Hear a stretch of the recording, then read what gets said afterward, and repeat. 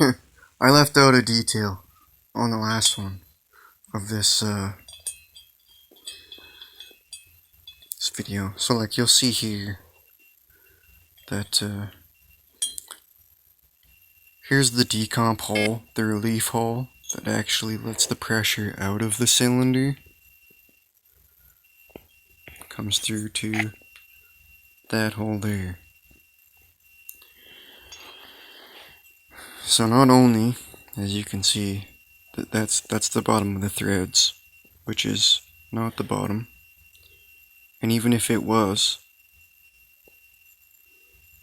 this hole is also down way too far down this way to ever be closed off by the steel decomp.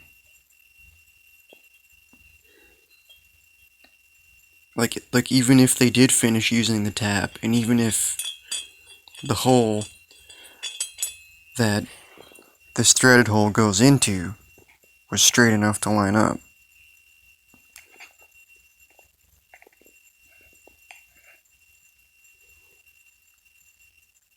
like you see how the smaller hole in there is off to the side toward the cylinder?